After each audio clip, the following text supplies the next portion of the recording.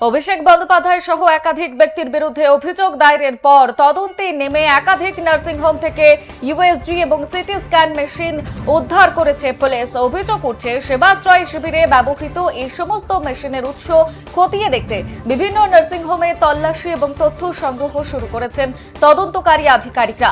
আর এই আবহেই সোমবার দক্ষিণ চব্বিশ পরগনা নার্সিংহোম এবং ডায়াগনস্টিক ওনার্স অ্যাসোসিয়েশনের বার্ষিক সাধারণ সভা শেষে সাংবাদিক বৈঠকে সংগঠনের জেলা সভাপতি জাহির ইসলাম বিস্ফোরক দাবি করেছেন। তৎকালীন সময়ে সেবাশ্রয় শিবিরে এক্স রে এবং ইউএসজি মেশিন দিতে অভিষেক বন্দ্যোপাধ্যায় সুমিত রায়দের চাপে পড়তে হয়েছিল।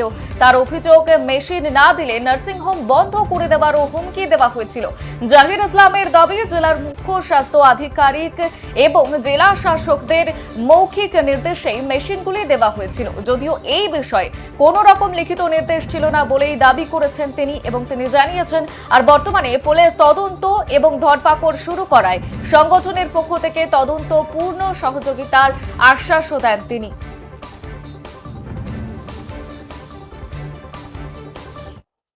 যেসব রোগীরা আসবে, যারা ট্রিটমেন্ট করাতে আসবে, তাদের ন্যূনতম ট্রিটমেন্টটা ভালোভাবে তাদের দিতে হবে এবং কোনোভাবেই যেন অর্থ একটা বাধা হয়ে না দাঁড়ায়।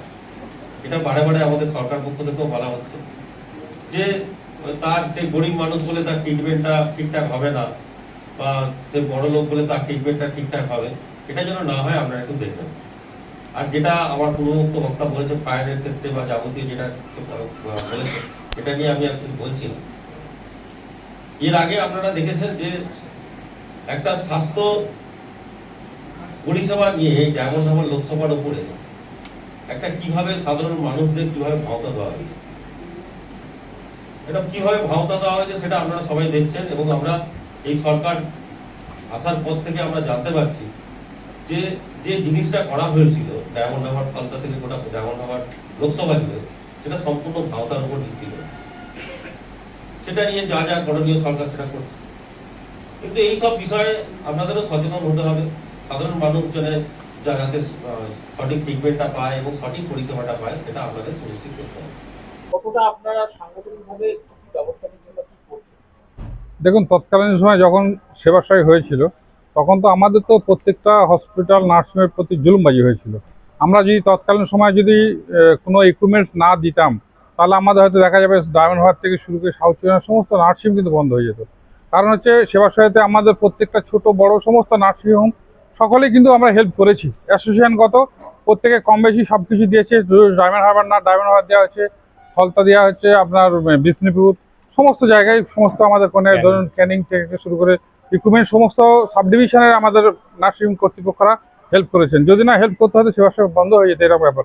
কিন্তু তৎকালীন সময় আমাদের কিন্তু ইকুইপমেন্টসগুলো যারা নিয়েছিল সেগুলো আমরা আজও পর্যন্ত পাইনি। আজকে ধরুন এই সেবাশ্রয়কে কেন্দ্র করে বিভিন্ন ইনভেস্টিগেশন হচ্ছে, আমাদের হয়তো ছোটোখাটো নার্সিং থেকে বিভিন্ন যার যেটা দিয়েছিল সেইগুলো সব সিজ করতে চাইছে।